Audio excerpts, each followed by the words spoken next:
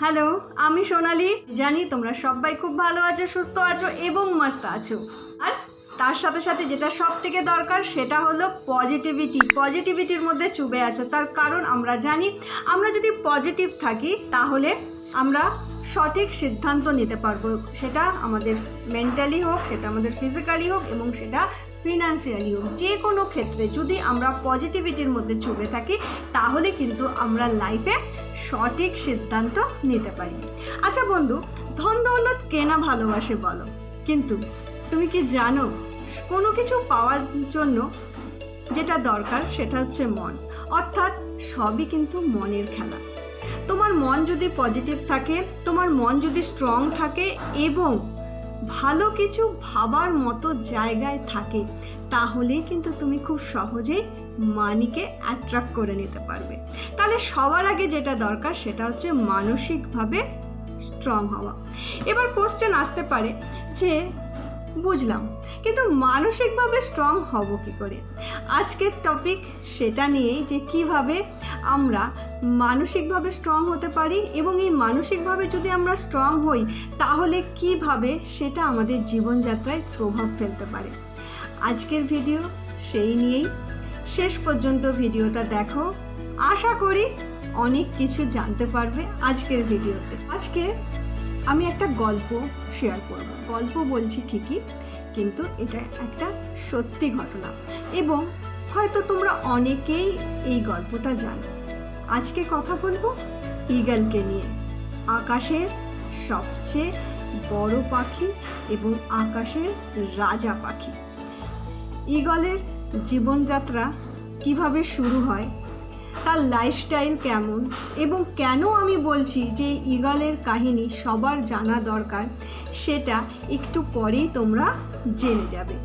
তাহলে সাথে থাকো এবং দেখো যে এই ঈগলের লাইফস্টাইল কিভাবে আমাদের জীবনকেও পরিবর্তন আনতে পারে যদি সত্যিই আমরা ঈগলের কাহিনীকে ভালোভাবে জানি এবং সেটাকে ফলো করি।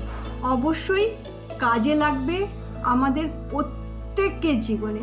ঈগল পাখি একটা রয়্যাল পাখি এবং সে তার জীবনযাত্রা কিভাবে শুরু করে এবং কিভাবে সে নিজেকে আকাশের সবচেয়ে রয়্যাল পাখি হিসাবে চিহ্নিত করে, আজ তাই শেয়ার করব তোমাদের সাথে।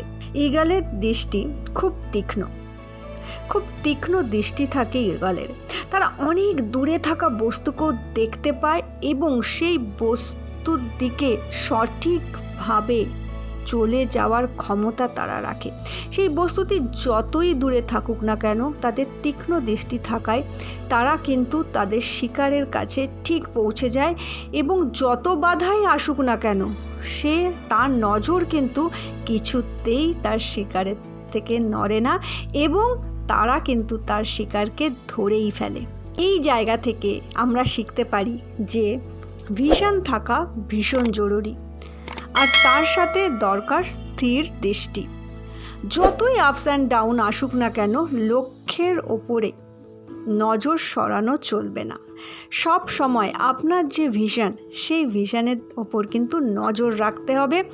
টাইম লাগতে পারে কিন্তু এগিয়ে যেতে হবে, কারণ আপনি জানেন আপনি যদি এগিয়ে যান সফল কিন্তু হবেনই। ঈগল সবসময় একা থাকে, জানেন তো? ঈগল সদা একা ওড়ে। তার সঙ্গী কখনোই কোনো ছোটোখাটো পাখি হয় না, তার সঙ্গী কখনোই কিন্তু কাক বা চড়ুই পাখি হয় না বা অন্য কোনো পাখি হয় না। সে সবসময় আকাশে একা উড়ে বেড়ায়। এখান থেকে আপনি শিখতে পারি যে সব সময় আমাদেরকে এমন মানুষের সাথে ওঠা বসা করা উচিত। এখান থেকে আমরা শিখতে পারি কখনোই ছোট মনের মানুষদের সাথে ওঠা বসা বা যারা তোমাকে ছোট করতে চায়, নিচে নামাতে চায়, তাদের থেকে দূরে থাকা শ্রেয়। ঈগলের মতো শুধু ঈগলের সাথেই থাকা প্রয়োজন, অর্থাৎ ভালো মনের মানুষ যারা পজিটিভ ভাবনা চিন্তা রাখে এমন মানুষদের সাথে মেলামেশা করা এবং তাদের সংস্পর্শে থাকা, এটাও কিন্তু আমরা ঈগলের থেকে শিখতে পারি। ঈগল তার বাচ্চাকে ভীষণ স্ট্রং হতে শেখায়। তারা একটা সময় পর কি করেন জানেন তো, তারা একটা সময় পর তার বাসা থেকে আস্তে আস্তে ঘাস ফেলে দিতে থাকে, খাবার কম করে দিতে থাকে, যাতে বাচ্চারা বাধ্য হয় বাসা থেকে বেরিয়ে আসতে, এবং তারা নিজেরাই প্রস্তুতি নেয় যে তারা উড়বে, এবং তারা জানে যে তাদের মা তাদেরকে সাহায্য করবে না।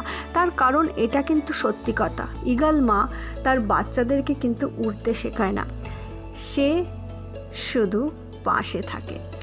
বাচ্চারা বাধ্য হয় খাদ্যের অভাবে বাসা থেকে বেরোতে, এবং তারা নিজেরাই বাসা থেকে বেরিয়ে যায় এবং দূর আকাশে নিজের ক্ষমতাতেই উড়ে বেড়ায়।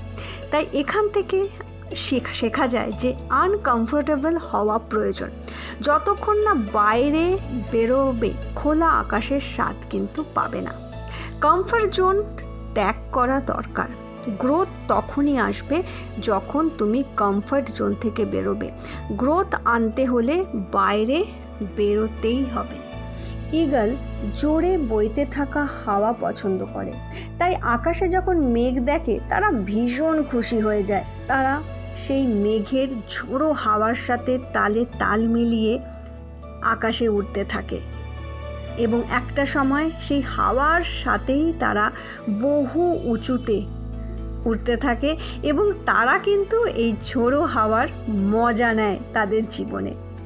এখান থেকে আপনি শিখতে পারি যে সফলতা পেতে হলে যে কোনো পরিস্থিতি বা ঘটনা বা চ্যালেঞ্জ বা প্রতিকূলতা যাই আসুক না কেন, ভয় পাওয়া চলবে না। কঠিন পরিস্থিতির মোকাবিলা করতে হবে এবং সেই সময়কে কিন্তু কাজে লাগাতে হবে। আরেকটা কথা যেটা ঈগলের কাছ থেকে আমরা ভীষণভাবে শিখতে পারি, ঈগল যখন বুড়ো হয়ে যায় তখন কি করে জানেন তো, তার যে পুরনো পালক থাকে সেই পালকগুলো নিজেরাই ঠুকরে ঠুকরে ফেলতে থাকে। তার কারণ তারা জানে আজকে যদি এই পুরনো পালক তারা না ফেলে নতুন পালক জন্মাবে না। আর এই কাজটা যখন তারা করে সেটা কিন্তু ভীষণই কষ্টদায়ক, কিন্তু তাও সে নিজে ঠোঁট দিয়ে নিজের গা থেকে ঠুকরে ঠুকরে পুরনো পালকগুলোকে ফেলে দেয়, যাতে তার আবার নতুন পালক জন্মায় এবং সে আবার উঠতে পারে দূর আকাশের বুকে।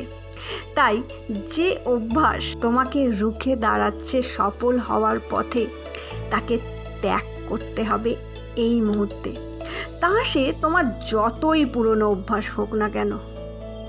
মনে রেখো, পুরনো অভ্যাস তুমি যত তাড়াতাড়ি ফেলতে পারবে, যেই অভ্যাস তোমাকে তোমার সফলতার পথে বাধা হিসাবে দাঁড়াচ্ছে, সেই অভ্যাসকে তোমাকে ছেড়ে বেরিয়ে আসতেই হবে। তাই বন্ধু, বোঝাকে নামাও এবং নতুন কিছু পাওয়ার উদ্দেশ্যে এগিয়ে যাও।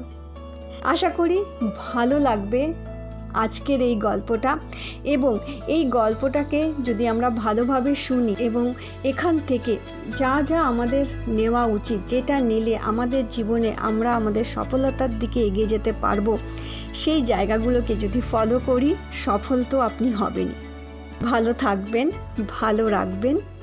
God bless you.